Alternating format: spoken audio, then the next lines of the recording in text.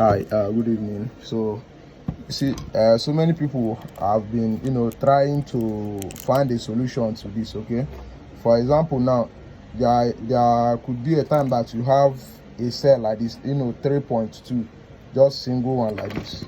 You may not know how to use it to achieve maybe 12 volts, or maybe you want to use it to power something bigger. You may not know how to do it. So some people have been asking. Then I've thought of something now. This is 3.2 volts. That's the nominal voltage for this cell. Okay, but this one is dead already. You can see it's swollen. But nevertheless, there are different sizes. Okay, so if you don't know how to maybe use it to achieve, let's say 12 volts, that is strong 12 volts. I know you can use your step-up converter to like achieve 12 volts, but the issue is that the voltage of the cell, that is the source now, is too low or is small. Such a case that the 12 volts will give you is not a strong one. So what you observe is that once you put in any 12 volt load, you see that the voltage will crash, the voltage will go down, or that your step-up converter will be very, very hot. Okay, it will be very, very hot.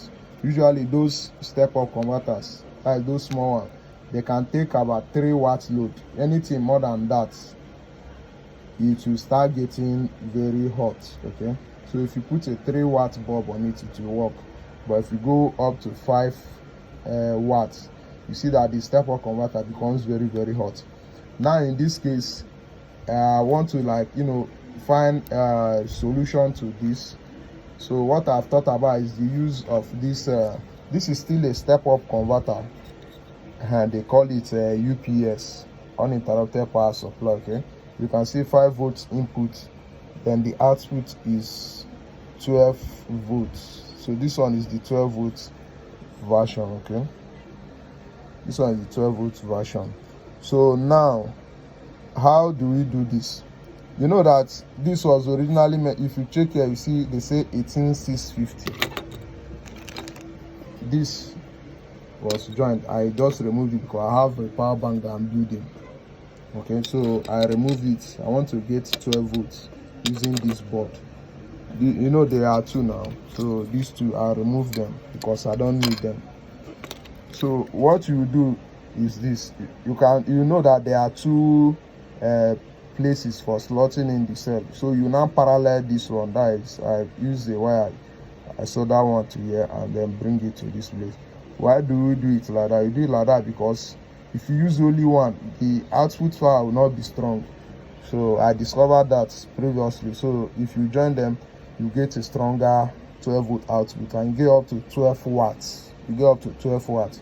This one is meant for 18650, but you know that both 18650 and this one, their low voltage disconnect is usually 2.5 volts. Okay, so if you use it on this, you will not over discharge it.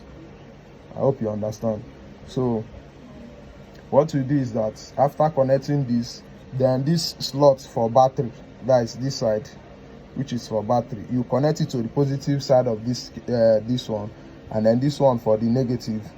After paralleling them, you also connect it to the negative side of this battery. Then the output now here, the output now will now be 12 volts. So you have your 12 volts. But for charging of this, you can always use your buck converter. You can use your voltage buck converter. This is to DC step down. Okay, you may decide to use the big one. I don't know if I can open this now. You may decide to use the big one. You see inside of this package. I believe no step down converter. You can use this step down converter for the charging. Okay, yeah, most people know this already. So but let me see if I can remove it. So you can see that you can use this for the charging. You can introduce up to, let's say, 30 volts input, then output you can regulate it. Okay, yeah, the one inside is for current, then the one outside here is for voltage. So you can set it to 3.65 or 3.6 if you know that multimeter might have some error. Instead of it being higher, let it be lower. so that you can be able to use it to power something. If the 12 watts is too small for you, you can parallel these two of them, you can parallel them, and then you get about 24 watts. Okay, you see, you can do a lot with 24 watts already. With this, if you want to power, let's say 9 watts bulb using a single cell like this, you can do it.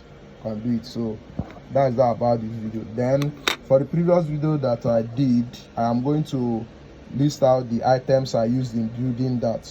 Okay, so if you have made it to the end, thank you very much and remain blessed.